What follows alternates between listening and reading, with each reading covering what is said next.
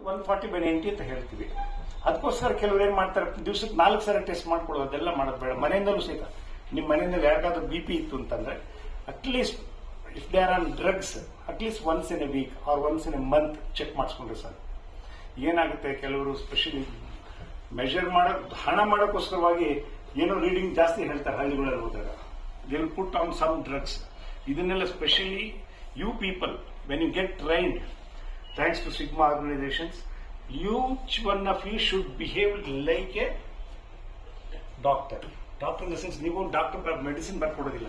At least ನಿಮ್ಗೆ awareness ಇರುತ್ತೆ. BP ಅಂದ್ರೆ 140/90, ಅದಕ್ಕಿಂತ ಕಡಿಮೆ ಇದೆ. ಕೆಲವು ಸಾರಿ ಲೋ BP ಅಂತ, ಹೈ BP ಅಂತ, ಡಯಾಸ್ಟೋಲಿಕ್ ಬ್ಲಡ್ ಪ್ರೆಷರ್ ಅಂತ ಹೇಳ್ತೀವಲ್ಲ, 90 ಅಂತ ಹೇಳ್ತೀವಲ್ಲ. ಕೆಲವರು ಹೇಳ್ತಾರೆ ಸ್ವಲ್ಪ ಕಡಿಮೆ ಆಯ್ತು ಅಂತಂದ್ರೆ, ಏನು ಒಂದ್ಸರಿ ಹೆಚ್ಚಾದ್ರೆ ನಮಗೆ ಯಾರ ಮೇಲೆ ಅದು ಕೂಗಾಡ್ಬೇಕು ಅಂತಂದ್ರೆ BP ರೈಸ್ ಆಗುತ್ತೆ.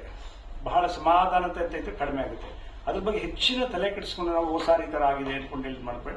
ಬಟ್ ಮೇನ್ ಪ್ರಾಬ್ಲಮ್ ಅಂದ್ರೆ ಹೆಚ್ಚಿನ ಅಂಶ ನಮ್ಮ ಜನಗಳು ಮಾಡೋದಕ್ಕೆ ನಾವೆಲ್ಲ ಗ್ರಾಮೀಣ ಪ್ರದೇಶಕ್ಕೆ ಬಂದಿದ್ದಾರೆ. ದಯವಿಟ್ಟು ತಿಳಿಸಿ, whoever is on anti hypertensive drugs they should take regularly.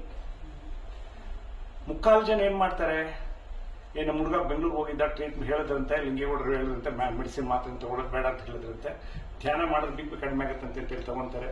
BP 220/160 ಆಗಿರುತ್ತೆ, ಬ್ಲೀಡಿಂಗ್ ಆಗುತ್ತೆ, ಸ್ಟ್ರೋಕ್ ಆಗುತ್ತೆ, ಇಲ್ಲ ಹಾರ್ಟ್ ಅಟ್ಯಾಕ್ ಆಗುತ್ತೆ, ಇದಕ್ಕಿದಂಗೆ ಸತ್ತೋಗ್ತಾರೆ. Why I am telling this is regular medication is very very important.